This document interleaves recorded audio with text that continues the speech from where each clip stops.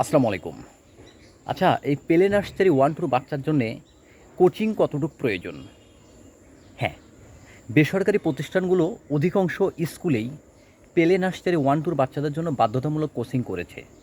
প্রশ্ন হচ্ছে, সরকারি স্কুলে পড়ালেখা হয় না বিধায় তো অনেকেই বেসরকারি স্কুলে বাচ্চাদেরকে নিয়ে যান, অর্থাৎ তারা টাকা দিয়ে পড়ায়। তারপরেও এই বাচ্চাদের জন্য কোচিং কেন বাধ্যতামূলক?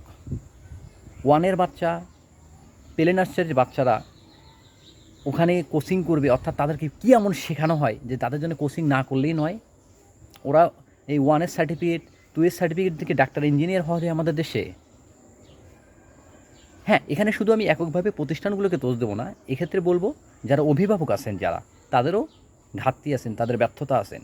কারণ আমাদের অভিভাবকরা যারা আছেন তারা একটা 1 এর বাচ্চাকে পড়ার মতো যোগ্যতা নেই, শিক্ষা নেই তাদের ভিতরে।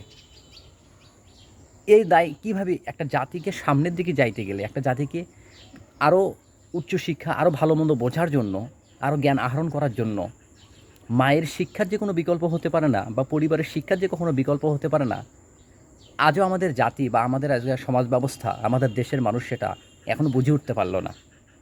হ্যাঁ, 1-2 বাচ্চাদের জন্য এই কোচিংটাকে একবারেই ভিত্তিহীন, অপ্রয়োজনীয় একটা বিষয়। তারপরেও এই প্রতিষ্ঠানগুলো এই কোচিং নামক বাণিজ্য হচ্ছে তাদেরকে টাকা নেওয়া। তার মধ্যে আছে আপনার সাপ্তাহিক এ পরীক্ষা, ও পরীক্ষা, এ পরীক্ষা, বিভিন্ন নামে নামে বেনামে পরীক্ষা। আরে ভাই, এই পরীক্ষা দিয়ে ওর কী হবে রে ভাই? এগুলো অভিভাবকদের যারা আছে তাদেরকে বুঝতে হবে। একটা 1 এর বাচ্চাকে কী পড়ায়, কী শেখায় ওখানে? ABCD, বিভিন্ন ফলের নাম, গাছের নাম, সাত দিনের নাম, মাসের নাম, 2-একটা ছড়া, কবিতা, এগুলো একটা পরীক্ষার খাতায় লিখিয়ে মার্কস তুলে কী হবে? কিছুই হবে না দিন শেষে। এই পড়াগুলো তার 2-4-5 বছর পরে কাজে লাগবে না। বরঞ্চ এই মুহূর্তটাকে, এই যখন 1-2-3-তে পড়তেছেন, প্লে নার্সারিতে পড়তেছেন, তাকে শেখাতে হবে নৈতিক শিক্ষা। তাকে শেখাতে হবে যে সবসময় তুমি সত্য কথা বলবা। তাকে শেখাতে হবে তুমি কোনোদিন চুরি করবা না। তাকে শেখাতে হবে মানুষকে কীভাবে সম্মান করতে হয়, মানুষকে কীভাবে সালাম দিতে হয়। তাকে শেখাতে হবে যে কোনো অবস্থাতেই অন্যকে গালি পারা যাবে না, মুখের ভাষা খারাপ করা যাবে না, অকারণে অযৌক্তিকভাবে মানুষকে মারা যাবে না, এগুলো শেখাতে হবে। কোনো দিন যেন সে চুরি না করে, এই শিক্ষাটা তাকে দিতে হবে।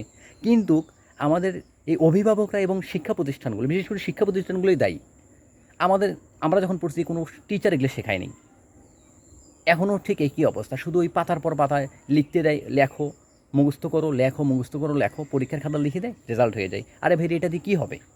তাকে তো নৈতিক শিক্ষা দেওয়া দরকার। আজকে এই দেশে শিক্ষিত মানুষের সবচেয়ে বেশি চোর, সবচেয়ে বেশি দুর্নীতিবাজ, সবচেয়ে বেশি অসৎ। কারণ ওই তারা শুধু পরীক্ষায় পাশ করে গেছে, তাদেরকে মৌলিক শিক্ষাটা দেওয়া হয়নি, নৈতিক শিক্ষাটা দেওয়া হয়নি।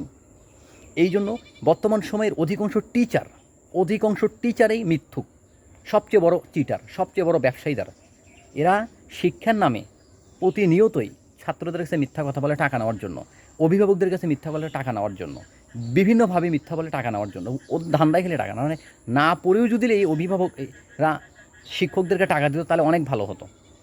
এই এখনকার বর্তমানে শিক্ষকরা এতটাই টাকা লোভী, সেটা বলার অপেক্ষায় থাকে না। এই শিক্ষকদের জন্যই, অধিকাংশ এই লোভী শিক্ষকদের জন্য, অসৎ শিক্ষকদের জন্য, এই দুর্নীতিবাদ শিক্ষকদের জন্যই আমাদের জেনারেশনটা, আমাদের এই ছোট ছোট সোনামণিগুলো বা এখন বর্তমান সময়ের যে বাচ্চাগুলো আছেন তারাও মানুষ হতে পারতেছে না। কারণ এরা শুধু পরীক্ষা পাশ করার ফর্মুলা দেখা দেয়, তাদেরকে নৈতিক শিক্ষা দেখায় না, তাদেরকে কোনো ভালো দিক নির্দেশনা দেয় না, তাদেরকে নিয়ে কোনো ভালো কাজের আয়োজন করে না।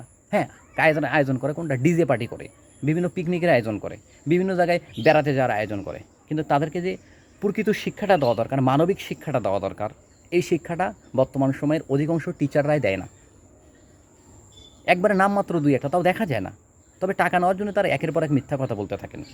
এ কাজ, ও কাজ, এই কাজের কথা বলে টাকা নেবে, এ পরীক্ষা, ও পরীক্ষা, এগুলো বলে টাকা নেবে।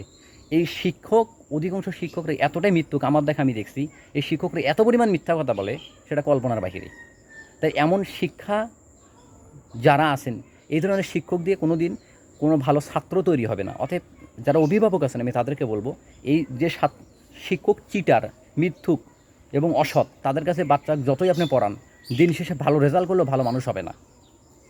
বাচ্চাকে মানুষ করতে গেলে যে শিক্ষক সবসময় সত্য কথা বলে, সবসময় ভালো পরামর্শ দেয়, সে মানবিক শিক্ষক একজন। অর্থাৎ বাচ্চাকে মানুষ করে দেওয়ার জন্য একটা মানবিক শিক্ষকের প্রয়োজন, নামি দামি শিক্ষকের প্রয়োজন নয়। অতএব এখনই অভিভাবকরা সচেতন হন, তা নিয়ে তো বাচ্চারা আপনার মানুষ হবে না।